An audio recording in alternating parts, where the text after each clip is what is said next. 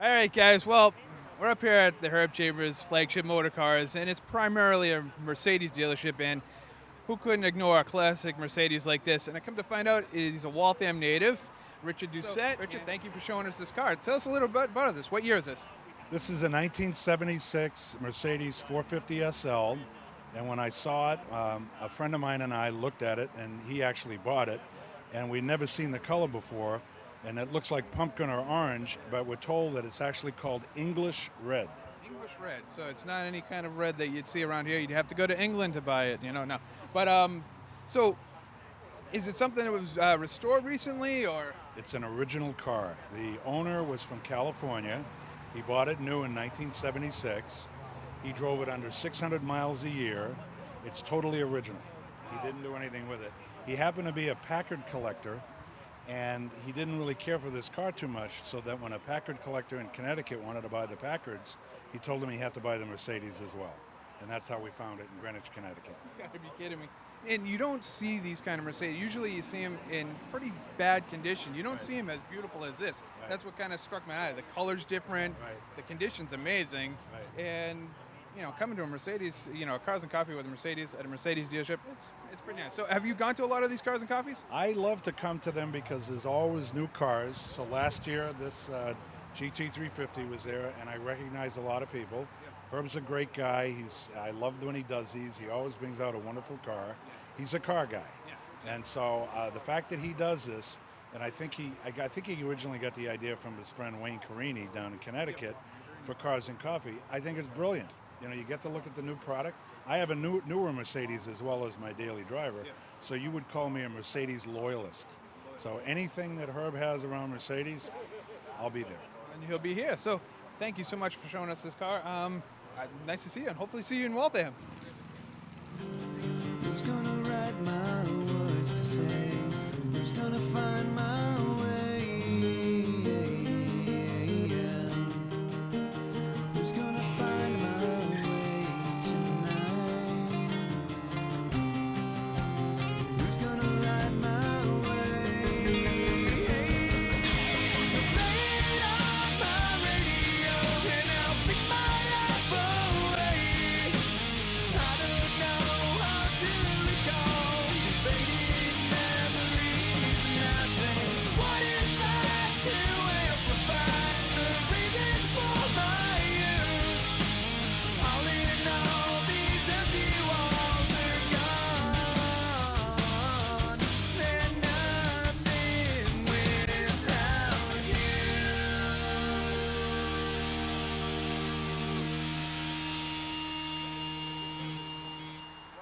Hey guys, this is Scott from NeXuS New England. We're here today at Herb Chambers Flagship for his Cars and Coffee. We're here with John, and he's going to talk about his Shelby Mustang. How you doing, John? Good. How are you today? Good. Well, this is a 1969 Shelby Mustang GT350, which is the smaller engine that year. They had GT350 was the small block. The GT500 was the big block engine. I've owned this car 21 years. The paint is about 26 years old. It's the original color. Looks pretty good for 26 years. Yeah, it's held up well. It's called Gulfstream Aqua, which was an original Mustang color that year. And it's held up well. It's a fun car to drive. I drive it to all the car shows that I take it to. I don't own a trailer. So hopefully I'll be able to keep it and grow old with it.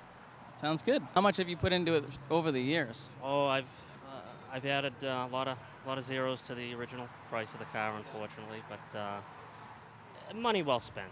Yeah. Well, when you love your car, you spend the money for it. Right. And luckily, these cars have gone up enough in value to kind of substantiate the spending the money. They became something that they weren't really years ago. And do you go to a lot of car shows, Cars and Coffees? This is the second. Last year I came out here. It was the first time I came to one, and I live so close. I'm right up the street in Peabody, and I came this year. Nice event. I don't go to many car shows, maybe 5 during the summer. So Got to kind of save up for the good ones. yeah, I pick and choose, But it's a nice hobby. Meet a lot of nice people, and it's a lot of fun. All right, great. Thanks a lot, John. Thank you. Thank you. Nice meeting you. You too.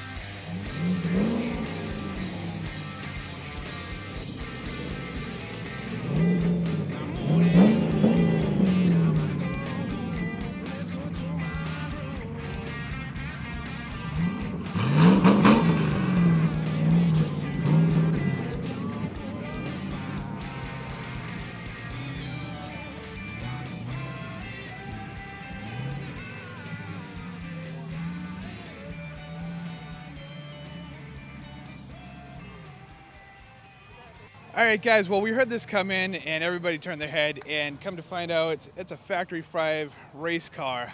Here with Gary. He's the owner of the car. And tell us a little bit about this car. Well, this is a second generation GTM. This is actually the third GTM I've built for Factory 5. First one won Best in Show in Vegas in 07. Second one was gorgeous, and then I built this one. This one is sponsored by Coney Shocks, and they supplied me with shocks. This was in their booth at SEMA this past fall. Okay, so this is something that's brand new. Now, it's a race car, or is it a kit car, or what is this? It's a component car that you build. Yep. This is the only one out there that I know of that, with the graphics and all, but most of them are totally street-driven cars. Okay, so this is a You know. street legal car. Oh, in street legal Massachusetts, car. So actually, I it's from don't- New Hampshire. New Hampshire, yeah. Okay. Yeah. This one I didn't put the windows in, because I didn't put AC in this one because this is much more track orientated.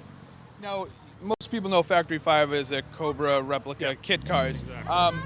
In the back, what's the engine? This one has a Corvette LS2. Yep. Normally the guys use an LS1, LS6, but I wanted the newer generation LS2 in this car, and I use a Mendiola transaxle. Okay. And any other components from Corvette in this? Oh yeah. This one has the Corvette brakes, the Corvette up and lower control arms, Corvette steering column, Corvette radiator. This one I did a Toyota power steering, speed variable pump in it. Okay. So this one's really on the money. Yeah. So this is something that you really paid special attention to Oh, build yeah. up. So you built this in the garage. Yep.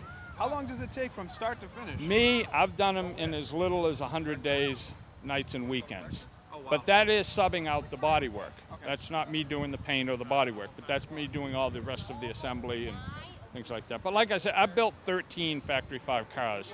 It's a hobby, it's a passion of mine. I go to Vegas with them every year to the SEMA show. So It's almost like putting something together yeah, continuously. yeah, it's just when I was a kid, I used to like to build models. Right. Now the models just got a little bigger and a little more expensive. Now, as far as racing it, have you had it up at the racetrack or No, anything? I haven't had it at the track yet. I'm scheduled to go to Watkins Glen in September with it. The one thing is, I'm in construction, with the economy being what it is, I have to abide by the famous rule: don't race what you can't afford to lose. Right. I've made that mistake once before, so I'm not going to make it with this. So you'll push it to the envelope with this thing, and it's yeah, capable. Yeah. Oh God, yeah. This will put the fear of God in you quick. It put the fear of God in everybody when they heard the thing coming in. I mean, it's almost impossible to drive slow. I mean, you just when you're going down the road, it's just slice and dice the whole time. So. And I'm probably a Ken And Slice a cop is not going to give me a warning with No, this. no, I'm not going to get a warning, so I have to be very careful. And I saw the tires. What are the tires on? I mean, this thing is just These are Toyo RA1 track tires, street legal track tires. Man, I'm just looking over this car. It's a beautiful car. I love it. It is something you don't even see every day, even though Factory 5 is making these kit cars. Oh God, I've made over 7,000 of them. 7,000 of just these cars. No, these is about over 300 of them now. Okay, all right. I was like, wow, they're selling like hotcakes already. But it's a beautiful car. So you'll be here in September. You have to be at the racetrack. To Yeah, see what this going thing to the actually can Glen, do some testing. In fact, I'm taking it from here back down to Factory 5 in Wareham, Mass. today from here, and we're going to corner scale it. And I got a short punch list. You always have a little short punch list of things you want to make either better. Correct. Right. Beautiful. Well, Gary, thank you so much for showing my this car. pleasure. My Thank you. That's just awesome, man. I love this.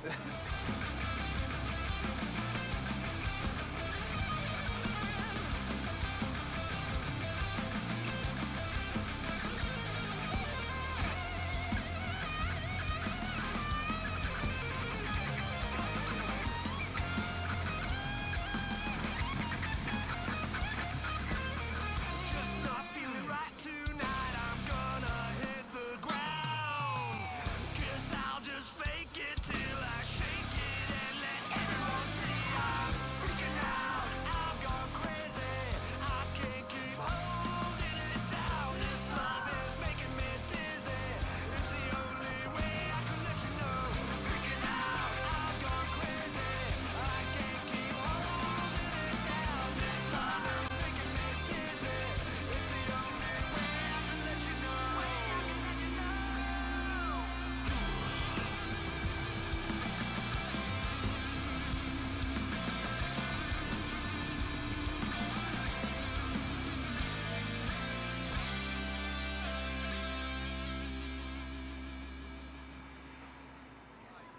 All right, I'm here with Bruce, who I think is, if they gave out awards here, he would have the most unique and probably the oldest car here. Bruce, tell us a little bit about this car. What year is this? It's a 1930 Model A Ford on 1932 Ford frame. Okay. What kind of engine's in it? It's a 61 Buick 401 6.6 liter engine with a 4-barrel carburetor. 6.6? 6.6 liter. All right, so gas mileage is not an option with this thing. No, it's similar to a boat. You don't think about it. Exactly. Now, speaking of boats, this is a small little hot rod that really goes. What did you say the torque was on this thing? 445 foot-pounds, and it was rated at 325 horsepower stock by the Motors Manual of the day. It may have a little bit more now because it's got a camshaft and a carburetor and headers. So this is an engine that should be in a large boat type of Buick car and Right, the size of a Cadillac. side of a Cadillac. That's why I was saying boat. But this thing is a beautiful little car. It's got a lot of unique little pieces in it. From, you said, swap meets that you've been to around the area? Correct. I picked a lot of parts up from swap meets and eBay and off of a website, the Ham Classifieds, and unique used old hot rod parts. Some that I restored myself, some that were already in decent shape. I tried to use as many period correct parts as possible. Very nice, very nice. And you got dash plash, you got little insignia stuff, you got everything that's really cool with it is truly one of the, it's a hot rod, basically. Right. Stuff that you pulled out of your garage or out of your swap meets and you put them to use in the car. You said you got a Hudson Hornet emblem in the back. Yes. That you put on the car. You call it the Green Hornet. Or just the Hornet. Hornet, yeah, Yep. sorry. The Green Hornet's the car. Yeah, just the Hornet. Hornet, Good. yep. And I saw the Hornet emblem first on a restored Hornet, and I thought it was really nice. So when I came across one, I saved it. And when I built the car, it fit the trunk lid perfect. So I decided to put it on there and call it the Hornet. Beautiful, beautiful. And you told me a little bit about the horn that's on this car. Tell me, we'll show you in a few seconds, but what is this horn? I've seen it in magazines. I've never seen one in real life. It's a California Hollywood wolf whistle. Back in the 60s and 50s, they'd call the guys in California wolves because they were always chasing the girls, so hence the wolf whistle. And it makes a sound like you would whistle at a girl with. As you pull it, it's hard to control, but it runs off a vacuum off the engine, and it works only when the engine is running. Okay, so we couldn't do it right now, but maybe we'll be able to catch him before he leaves. But and the last thing that you notice on this beautiful car is the front brakes. What are they exactly? Back in the period in the day, they would run Buick finned aluminum brakes because they were large drums with 40 Ford backing plates and match them to them.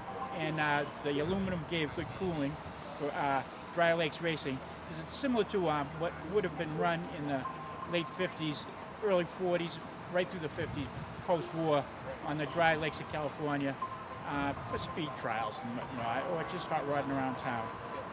And it'll definitely stop this car on a dime then. It stops very well because the car's very light, and it's got brand new brakes all the way around, brand new shoes. So all the equipment's new. It's just old technology. Okay, cool. And I'm running a Delco Remy generator and a voltage regulator, as would have been run back in the 60s pre-alternator times. Yeah. Okay. Tell us a little bit about the interior. I mean, just looking at this thing, it's amazing. The interior is pretty basic. It's the genuine Model AC. I got a pair of old driving speakers and took them apart, polished them, put new speakers in them, mounted a stereo inside an ammo box where it can't be seen, and I made the steel floors at home, and I picked up a heater box and a steering column from a 46 Ford truck and restored those and put them in. The emergency brake is from a swap meet. It's a Model A emergency brake, which is hooked up. The glove box on the floor is an old speaker cover from a mid-50s car that I picked up at a swap meet, and I just cut a hole in my tunnel that I made and made a glove box there. The shifter is an old Ford shifter that I put a couple of bends in and welded to a tab so it bolt onto the shifter that's underneath there to a Muncie 4-speed transmission. These are period gauges. They're made by AC Spark Plug Division. Back in the day, and the center one is a Stuart Warner speedometer from in Auburn, I believe, back in the 30s. The Ford, this is a Ford Mirror. I found a swap meet for short money. The steering wheel's from a 55 Austin Healey, which is the Studebaker horn button I had to fit in there. The tack is an original Sun tack that has been converted internally to electronics, so it works correctly. And machine turning on the dash I did on a piece of scrap aluminum. And the poles are from a 55 through 59 Chevy truck or Suburban. One's for the choke, one's for the starter, one's for to hold the throttle out. Okay. It's just pretty basic, clutch and brake. I fabricated my own gas pedal setup, and that's a Patty Hopkirk accessory gas pedal at the very bottom. Intended for the original Minis from the early 60s as a speed item. I made the shifter boots from spare leather I got at the shop, and fire extinguisher is something that I was laying around in my house. The previous owner owned a boat. I think he had it for that. I buy scrap aluminum by the pound, and I make my own aluminum for the dash and the sides for the panels around the speakers. These pieces here were left over from another job. I can't take credit for the machine turning on them. And the old seat belts are the old style seat belts that were the only ones available back in the 40s because they hadn't begun putting seat belts in cars yet. So they would get them from aircraft surplus supply places. And I got some aluminum to bend around the shifters and machine turn the edges of those too. The seat's basic. It's well sprung. The gas tank has been removed from there for safety reasons, and all my wiring's there, and my modern safe electric box is there, the fuse panel, and a new gas tank has been located in the trunk, as well as the battery and toolbox. Now, there's one thing that you mentioned to me before, the shifter knob for the shifter. Tell us a little bit about that. There's a guy that does it as a hobby, and he sells them one-off, and he posts them on the Ham, a website for hot rodders. And he takes these tokens, different tokens, I'm not sure where he gets them, and they're pre-war, and they're from the World's Fair, and some of them are coins, and he carves the different types of wood. This is black palm, and inserts them in, and you can choose which you like, whatever he has, or have him make them custom made. I bought one that he had, and it's a Lucky Charm. It has the all-seeing eye, and the elephant, and the horseshoe, and a few other things on there. It has a swastika on there, meaning it was pre-World War II, because before Hitler took that swastika, it was actually a good luck charm before he changed it. And there's nothing anti-Semitic about it. Not at all. No, yeah, that's a little bit of a history before that. I needed a cover. When I started driving it, I hadn't made a proper cover for my master cylinder yet, and I had that leftover porcelain gasoline sign that wasn't much left to, so I used that as a screw-down cover just to cover the hole where the master cylinder is for the brakes and the clutch. Yeah, but that fits the whole motif of the car. Right. It just... I was going to make a new one this winter, and all my friends said, no, leave that there. Yeah, so exactly. I just cleaned it up a little bit. I cut the edge straighter on the edge, because as you can see, it was rusted on that side. And it was just one of those things I found at a swap meet and it was cheap, so I grabbed it. I said I can use that myself. Yeah, beautiful. Like I said, I've been staring at this car for, it seems like an hour now, and I just find something new about it every single time I look at it. Well, again, man, thank you for showing this car. Like I said, it caught my eye when it came in. It is a true definition of a hot rod. I love it. Thank you again so much for showing us. Thank you very much. I appreciate it.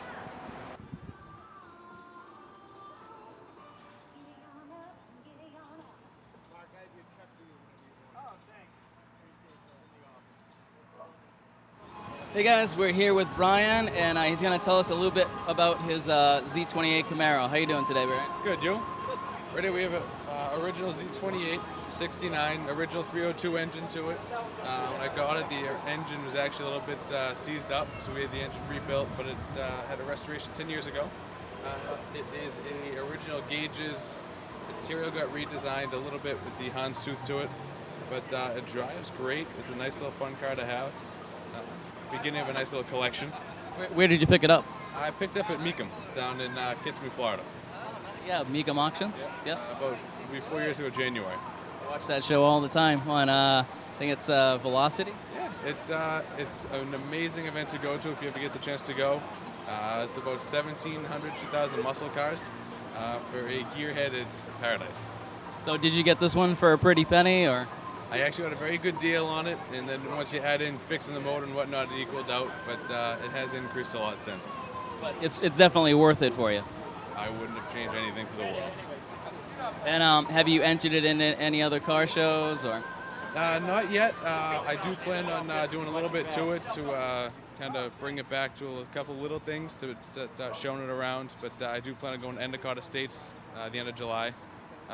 And then just kind of go to some new cruise nights and stuff like that. And do you have any other sports cars? I have a 71 Challenger convertible.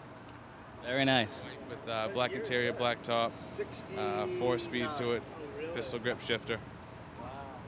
All right. And can you tell us anything else about the car? Any modifications or anything that you've done? I have not done any modifications. It kind of as is for now. The only thing I've really done is put a wood steering wheel on it. But other than that, it is original to how I got it, and original to the way it was back in the day. And what do you think about the Herb Chambers Cars and Coffee? I absolutely love it. I wish there was more on the North Shore, because this only goes 50-55, and I can't get down to Lexus or Sharon. But overall, I think it's a great event. All right. Well, thanks for talking to us, Brian.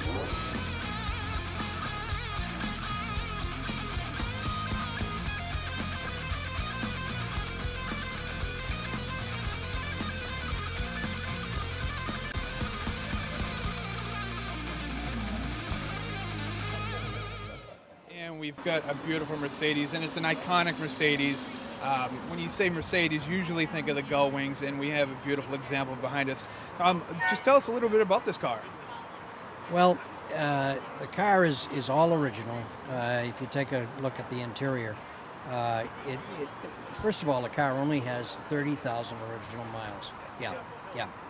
And it's entirely original. The paint was redone in 1980, and that's it. So I've only owned the car for about a year. I had a 300 SL Roadster, and I decided that I wanted the gull wing, and I went and searched for it and replaced the Roadster with this car. It's something that's amazing and special. I mean, this thing is, like I said, it's a classic, iconic Mercedes look to it. You were saying it is pretty much a supercar from the time. It's made to drive, and you do drive it. Yes, I do. Yeah. We drove up here from Weston today, and it goes to special occasions. Right. You know, I don't drive it to the market. Not during the winter or anything like that. I don't. Can you actually open the doors in the marketplace with the parking lot so close? I don't. You know, it really doesn't take that much space to open that door. Okay. Yeah. You could. But you enjoy it and you drive it, so you'll be at a. It drives magnificent. Yeah. Now, have you been to any other cars and coffees with the other Mercedes? No, I haven't. This is actually my first Herb Chambers Cars and Coffee. Okay. And what do you think? Well, it's fabulous. I just arrived, so I want to get around and look and see the other cars. But it's a great show. Yeah, it is good. Well, we won't hold you up. We'll let you go see some of the amazing cars there. Thank you again so much for showing us this car. It's a beautiful car.